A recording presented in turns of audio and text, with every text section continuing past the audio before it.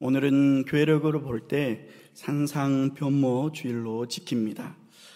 산상변모주일은 예수님께서 높은 산에 올라가 인간의 모습에서 신적 존재의 모습으로 변형되신 사건을 기념하는 주일입니다.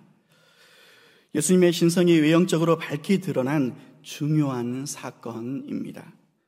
산상변모주일은 예수님의 고난과 죽음을 묵상하는 사순절이 시작되는 제 수요일 직전 주일에 지킵니다.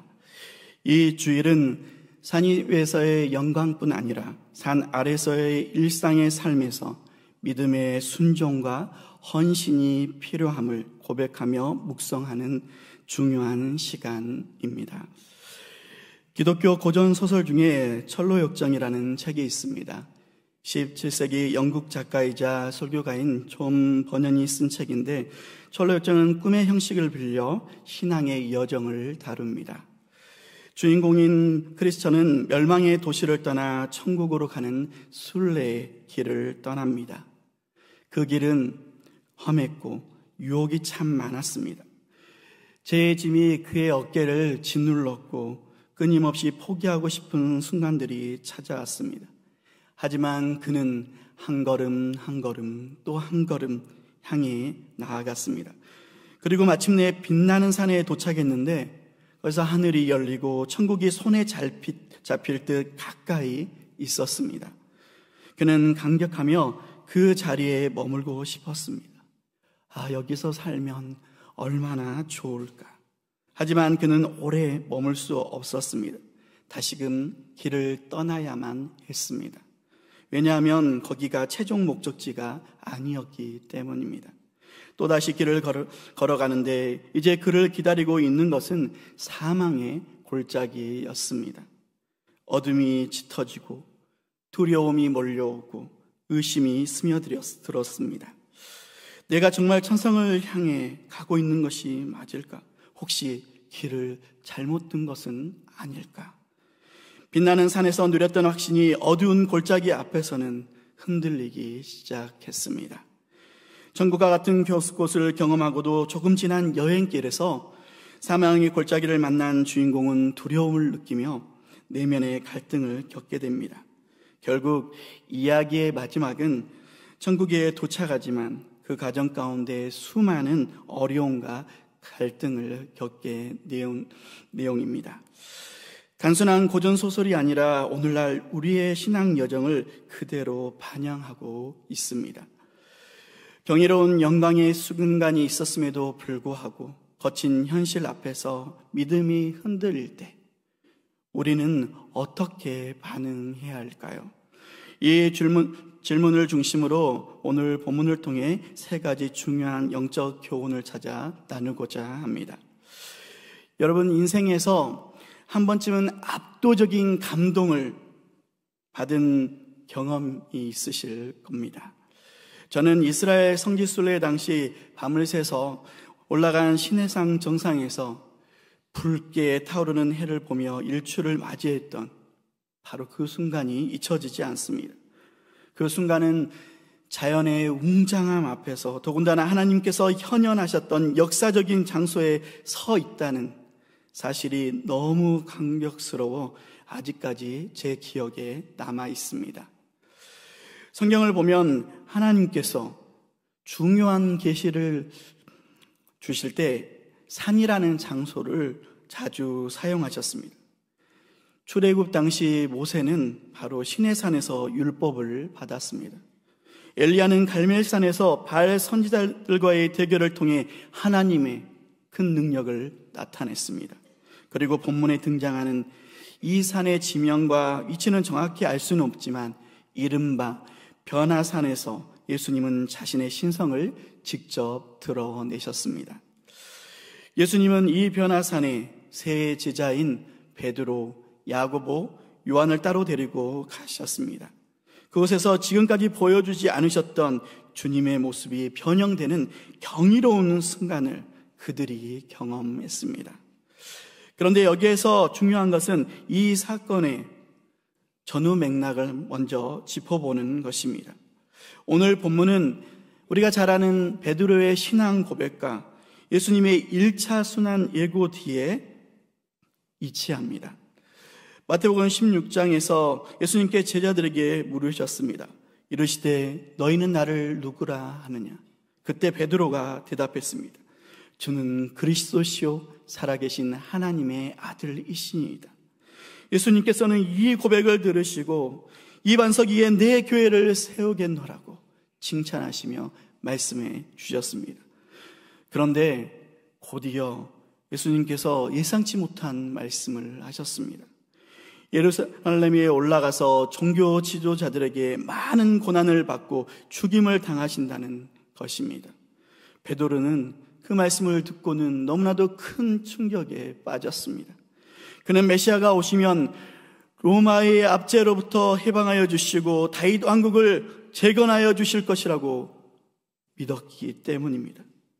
베드로는 이에 예수님을 꼭 붙들고 주님, 안 됩니다. 절대로 이런 일이 주님께 일어나서는 안 됩니다.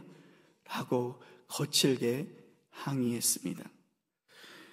예수님께서는 이런 베드로의 모습을 물리치시고 단호하게 말씀하십니다. 마태복음 16장 23절 후반절에 사탄아 내 뒤로 물러가라. 너는 나를 넘어지게 하는 자로다. 내가 하나님의 일을 생각하지 아니하고 도리어 사람의 일을 생각하는도다 하시고 라고 했습니다. 꼭 이 일이 있은 지 6일 후에 예수님께서 세 제자들을 데리고 높은 산으로 올라가셨습니다. 산을 오르는 동안 꾸지람을 들은 베드로는 아마도 예수님의 말씀을 곱씹고 있었을 것입니다. 예수님께서 고난을 받고 죽어 사흘 만에 다시 살아나신다는 이 말씀이 이해되지 않았기 때문입니다. 메시아가 죽는다고? 메시아가 오셨다면 이제 영광의 길이 우리 앞에 펼쳐져야 되는 것 아닌가? 이런 생각에 빠져 있는 동안 예수님과 제자들은 산 위 정상에 도착했습니다. 그 순간 놀라운 일이 벌어졌습니다. 예수님의 모습이 변하셨는데 얼굴은 해와같이 빛나고 옷은 찬란한 빛처럼 희어졌습니다. 이 장면은 단순한 기적이 아닙니다. 예수님의 신성이 육신 속에 감춰져 있다가 드러나는 순간입니다. 이후에 더욱 놀라운 일이 벌어집니다. 모세와 엘리야가 나타나는데 모세와 엘리야가 나타나 예수님과 대화를 나누었습니다.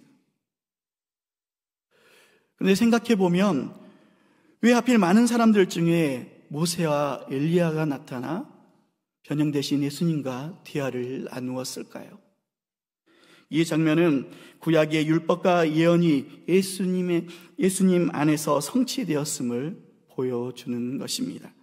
모세는 율법을 대표하고 엘리야는 선지자를 대표하는데 예수님께서 이들과 대화하셨다는 것은 바로 예수님이 율법과 예언의 완성이시라는 사실을 선포하는 것입니다.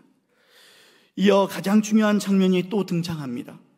하늘에서 하나님의 음성이 들려왔습니다. 이는 내 사랑하는 아들이요 내 기뻐하는 자니 너희는 그의 말을 들으라 하시는지라. 사실 이 음성을 이미 들은 적이 있었습니다. 예수님께서 요단강에서 세례를 받으실 때 하늘에서 같은 말씀이 선포되었습니다. 그러나 이번에는 마지막 부분에 한 문장이 더 추가되어 있습니다. 너희는 그의 말을 들으라. 이 말씀은 어떤 율법보다도 어떤 선지자의 예언보다도 예수님의 말씀을 듣는 것이 가장 중요하다는 것을 나타내는 것입니다. 제자들은 이러한 광경, 이 음성을 듣고 너무나도 두려운 나머지 얼굴을 땅에 대고 엎드립니다. 그만큼 강렬하고 강력한 하나님의 영광을 목격했기 때문입니다. 베드로는 이 감동, 이 감격 영원히 간직하고 싶었습니다. 그래서 주님께 여기서 초막 셋을 짓자고 말하는데 쉽게 말하면 예수님, 우리 여기서 그냥 살면 안 됩니까? 이 순간을 영원히 붙잡아 두고 싶습니다. 하지만 베드로의 이런 간곡한 간청을 주님은 뿌리치고 산 아래로 주님은 내려가셨습니다. 왜일까요? 예수님께서 세상에 오신 목적은 영광을 받기 위해서가 아닌 고난의 길, 십자가의 길을 가시기 위함이었습니다. 그러나 베드로는 그저 고난 없이 영광만을 원했던 것입니다. 이런 베드로의 모습이 우리 안에도 있지 않습니까? 우리는 신앙생활 속에서 은혜의 순간, 그 은혜의 순간에 머물고 싶어 합니다. 기도의 응답을 받고 기적을 경험하고 하나님의 살아계심을 강하게 경험할 때 그 순간을 놓치지 않고 싶습니다. 아니, 그 순간을 꼭 오래도록 붙잡고 싶어 합니다. 하지만 신앙은 산 위에서만 머물 수 있는 것이 아닙니다. 진짜 신앙, 참 신앙은 산 아래에서 현실의 삶 속에서 십자가를 지고 주님을 따르는 것입니다. 예수님은 우리에게 묻고 계십니다. 너는 나와 함께 산 아래로 내려갈 수 있겠느냐?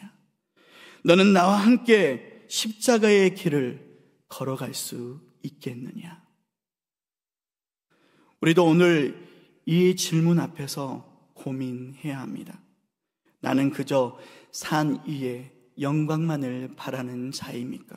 아니면 산 아래에 십자가를 통해 참된 영광에 이르도록 주님을 따르는 제자입니까?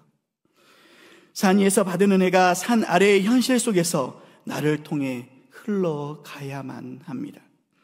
그렇다면 우리가 내려가야 할 산 아래의 자리는 과연 어디일까요?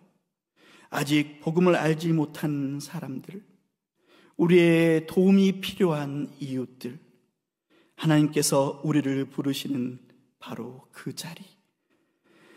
우리의 신앙이 산 위에서의 간격에 머무르는 것이 아니라 산 아래의 현실 속에서 자기 십자가를 지고 주님을 따를 수 있는 제자의 삶이 되기를 간절히 소망합니다.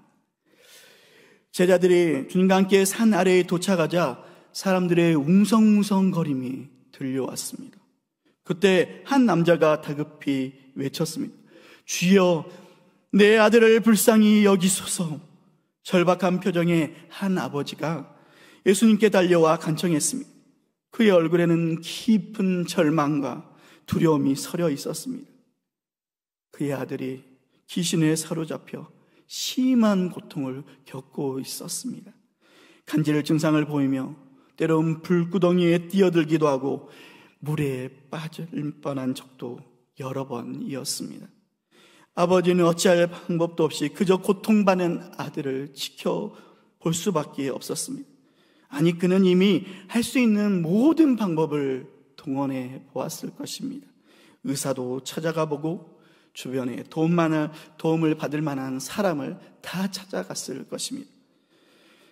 이제 마지막 희망을 가지고 산 아래에 있던 예수님의 제자들에게 자기 아들을 데려왔습니다. 그리고 내 아들을 고쳐달라고 부탁했을 것입니다. 산 아래에 있던 예수님의 제자들은 귀신을 쫓아내려고 그 아이를 고치려고 애를 썼습니다. 그러나 어찌된 영문인지 아무런 일이 일어나지 않았습니다. 아이의 상태는 여전했고 제자들은 당황했습니다. 그 모습을 지켜보던 군중들도 실망스러웠을 것입니다. 아니, 예수님의 제자들이라면서 저들도 별 수 없군. 아버지는 어떠했을까요? 아버지의 기도는 산산이 무너졌습니다. 그러나 아버지는 거기서 포기하지 않았습니다. 이제 그는 직접 예수님께 나아가 절박하게 외쳤던 것입니다. 이 광경을 보신 예수님의 얼굴에는 안타까운 기색이 역력했습니다. 예수님께서 탄식하듯이 말씀하셨습니다. 마태복음 17장 17절에 예수님께서 대답하여 이르시되 믿음이 없고 패역한 세대여, 내가 얼마나 너희와 함께 있으며 얼마나 너희에게 참으려 그를 이리로 데려오라 하시니라. 예수님께서 믿음이 없고 패역한 세대라고 꾸짖으신 것은 제자들의 미성숙함과 실천적인 믿음이 부족함을 지적하셨던 것입니다. 하지만 그 대상은 단지 그 자리에 있었던 제자들만이 아니었습니다. 그 자리에 있던 모든 사람들이 그 대상이었고, 아니 오늘 이 말씀을 듣고 있는 우리 모두를 향한 것이기도 합니다. 너희는 내가 누구인지 보지 않았느냐? 너희는 내가 행한 기적들을 보지 않았느냐? 너희는 내가 하나님 아버지께로부터 왔다는 것을 이미 알지 않느냐? 그러나 여전히 믿음은 부족했습니다. 예수님은 한마디 말도 덧붙이지 않고 다만 더러운 귀신을 꾸짖으시고 그 아이를 고치셨습니다. 이 기적은 예수님의 말씀과 이름이 권세와 능력이 있다는 것을 보여주는 사건이기도 합니다. 마태복음 10장 1절을 보면 예수께서 그의 12제자를 부르사 더러운 귀신을 쫓아내며 모든 병과 모든 약한 것을 고치는 권능을 주시느니라. 그렇습니다. 예수님은 이미 12제자들을 부르심과 동시에 귀신을 쫓아내고 병자들을 고치는 능력을 주셨지만 제자들의 믿음이 부족하여 그 능력을 행하지 못했던 것입니다. 귀신이 떠나가고 온전해진 아들을 이제 그의 아버지가 안고 큰 감격과 감사의 눈물을 흘러내렸을 것입니다. 그토록 괴로워하며 보냈던 시간들이 마치 한순간처럼 느껴졌을 것입니다. 그러나 이런 감격의 순간에 제자들의 마음은 어떠했을까요? 제자들의 마음은 착잡하고 복잡하고 무거워져만 갔습니다. 그들 역시 예수님처럼 아이를 고치려 했지만 아무런 능력이 나타나지 않았기 때문입니다. 산 아래에 있던 제자들이 해내지 못했다면 산 위에서 하나님의 영광을 직접 목격한 새 제자들이라도 나서서 그 문제를 해결해야만 하지 않았을까요? 그들은 변화산에서 예수님의 신성을 목도했고 하나님의 음성을 들었으며 놀라운 영광을 직접 경험했습니다. 그러나 정작 현실에서 그들은 아무것도 하지 못한 채 산 아래에 있던 제자들과 마찬가지로 무력하게 서 있었을 뿐입니다. 이러한 제자들의 모습을 보며 우리의 신앙 가운데 경종을 울리게 됩니다. 우리의 신앙은 단순히 영광을 경험하는 것에 머무르고 있는지, 아니면 현실 속에서 믿음을 통해 주님께서 말씀하시는 능력의 삶을 나타내고 있는지를 말입니다. 노종문의 하나님 나라 복음과 제자도라는 책에서 복음의 핵심을 언급합니다. 복음의 핵심은 이미 임한 하나님 나라에 있으며 아직 완성되지 않은 현실은 그 연장선상에 있다는 것을 이 책에서 강조합니다. 산상변모 사건은 하나님의 영광이 이미 이 땅에 도래했음을 보여주는 순간이었습니다. 그러나 세상은 여전히 질병이나 죄와 갈등과 같은 문제들로 가득 차 있습니다. 그렇게 예수님께서는 변화산에 머물지 않으시고 하나님 나라를 이루시기 위해 산 아래로 내려오셨던 것입니다. 그런데 산 아래에 있던 제자들은 귀신 들린 아이를 치유하지 못했습니다. 산 위에서 하나님의 영광을 경험했던 제자들조차 믿음으로 능력을 행하지 못했습니다. 그들은 귀신 들린 아이를 치유하지 못했고, 그러자 예수님께서 탄식하시듯 말씀하셨던 것입니다. 예수님께서 사실 제자들에게 기대하셨던 것은 주님께서 그동안 가르치시고 보여주신 능력을 믿음으로 그들도 실천해 주님의 능력을, 주의 뜻을 나타내는 것이었습니다. 하지만 제자들은 예수님의 이런 기대와는 달리 실패했고, 주님은 그들을 향해 안타까운 마음으로 탄식하시며 말씀하셨습니다. 믿음이 없고 패역한 세대요. 우리 역시 주님이 원하시는 참된 믿음이 무엇인지 말씀을 통해 재정립할 필요가 있습니다. 니제이 굽타는 신약 단어 수업이라는 책에서 믿음에 관해 이렇게 정의합니다. 믿음은 성도들이 교회와 같은 성스러운 장소에서만 행하는 것이 아닙니다. 예배와 기도를 위해 함께 모이는 것은 하나님께 영광이 됩니다.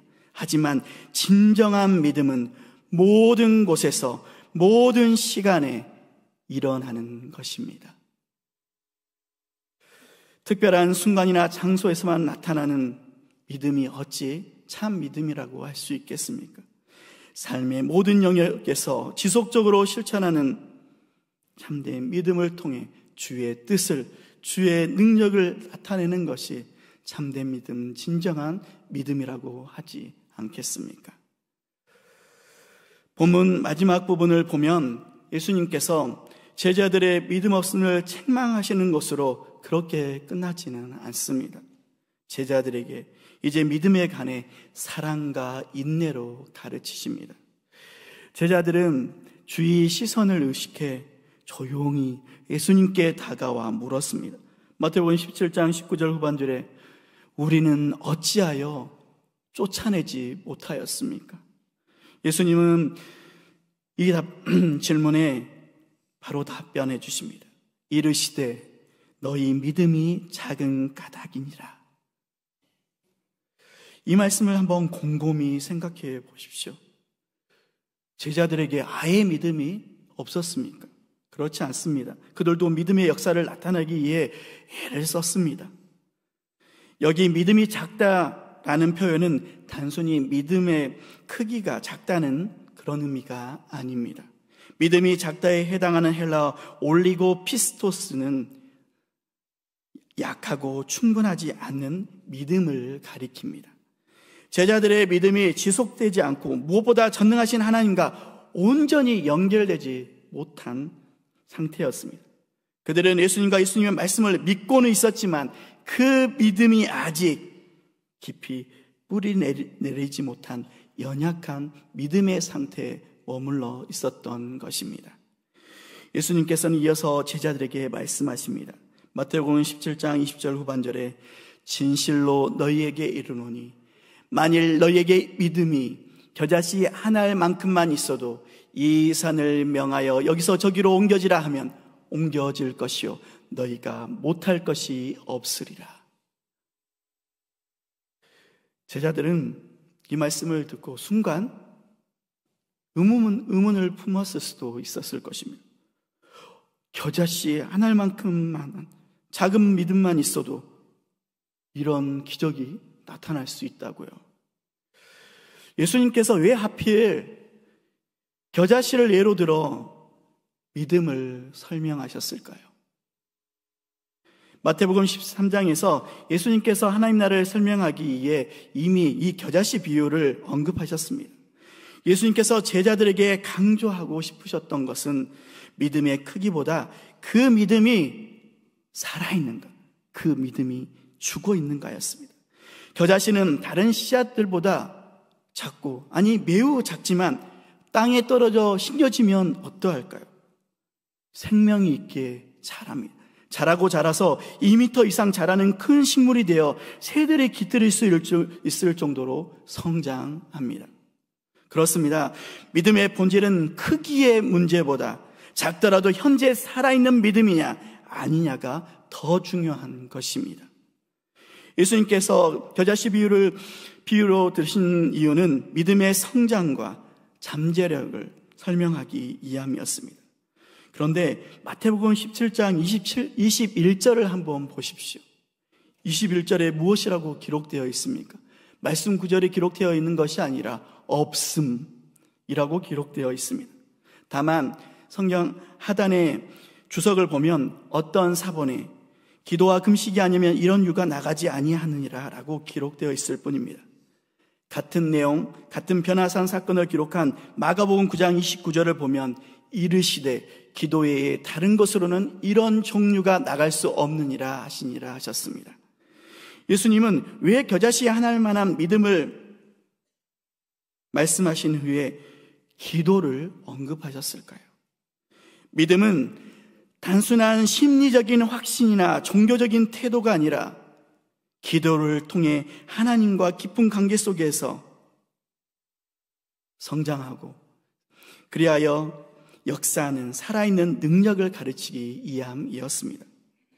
씨앗이 물을 받아야 자라듯이 믿음의 기도 또한 하나님과 연결되어 있을 때 성장합니다. 하나님과 연결되려면 어떻게 해야 할까요?